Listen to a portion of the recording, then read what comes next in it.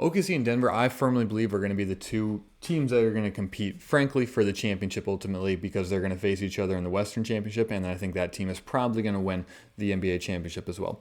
So this game, I think, can teach us a lot, and we're going to learn one thing that OKC did unbelievably well that is so high level, and I appreciate from a basketball perspective immensely. Let's go. And this is actually going to be on possession number 2 here for OKC. Possession number 1, I thought they got a good look too, but it wasn't using the same concept. So we're going to watch in particular, this is what I'm going to call skip passes. Okay. So this is the idea of having shooters that space the floor, give you opportunities for your offense to get great looks. Okay, so SGA comes off that ball screen, and because it's Jokic, they feel like they have to get Peyton Watson back in front, and so that puts 2 on the ball here temporarily. And so what OKC does unbelievably well is they space the floor tremendously well, and they fill this open void. So because the defender just left here, this offensive player is going to just shift into this gap right here to give that huge space. Lu Dort is going to shift in this area. Chet is going to have space out there. And this makes the defense, wherever you're going to come from, it's going to cause massive rotation. And so even though that isn't skipping necessarily the other side, the spacing concept that OKC has is absolutely out of this world. All right, so this is kind of a follow-up. This is very similar in concept, even though it results in a very different area. So we're in particular watching how Denver is going to play SGA. So right here, Denver doesn't want SGA to work one-on-one with this defender right here because they think SGA is going to win. And frankly, SGA probably is going to win. And so what are they doing is they're having Jokic cheat over here so that way he can essentially be a help if SGA goes to drive. What does this do? This means that now Jamal Murray has to shift over, this defender has to shift over, this defender has to shift over. They all have 2 players' responsibility. Normally, I completely agree with this concept, but OKC does something absolutely tremendous. We're watching Chet Holmgren in particular and what he does as this play develops. Okay, so first off, this is important right here, is Hartenstein comes in here, and is he trying to get this ball? No, he doesn't care about the pass right now. What he's trying to do, he's trying to say, Jamal Murray, I'm a threat. You need to guard me. That's what he's trying to say. Take this defender out of the picture.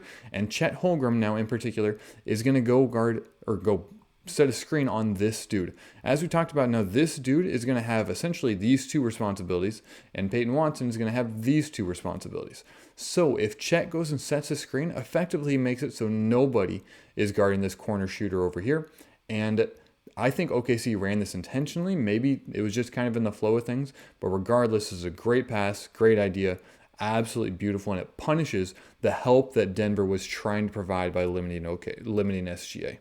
And so what this concept does is it makes it so you question everything every time you try and limit SGA or even a good drive period by OKC. It makes you try and question because if you help too much, are they going to punish me on the other side? I have to stay responsible for the player on the other side, so that makes it way more likely that if I help, they're going to get something else open. So that's why OKC always runs this perfect catch-22.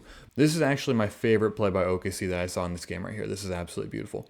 Okay, I'm going to call this relocation. So first off, we get the great drive right here. Boom, kick the ball back out. And this is like, it flows so naturally. I don't actually know if it was set up by OKC, but it's absolutely brilliant. Okay, so we have the drive right there. You could take the shot, but I like the pump fake, get the defender in the air, take the one dribble in, absolutely. So now we have the potential advantage. Like first off, this defender is now out of the picture, and so you now have 1, 2 players looking at you, and you have 1, 2, 3, 4 potentials. So the key right here is you see Isaiah Joe with his hand up right there. And so this is why I think OKC must work on this in practice because this is such a high level concept.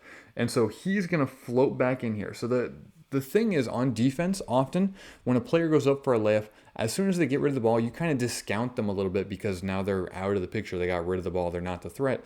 But great offenses relocate back into open space absolutely tremendously well. So this is the first example that we saw is this exact same concept right here where we're going to set a screen. I lied. That was the second example, but we're going to see a screen on this player who now has the rotation over here. Jokic wants to make sure this isn't a dunk right here. So we're just going to set a screen on the outside and nobody can get to this corner over here because we're essentially blocking off the help defender.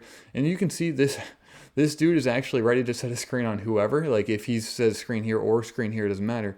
But either way, having the rotation where you can skip the ball across to punish the defense from getting there, from cheating over essentially, is absolutely beautiful. He misses that, but that is absolutely a shot you want if you're OKC. Isaiah Joe is a lights out shooter.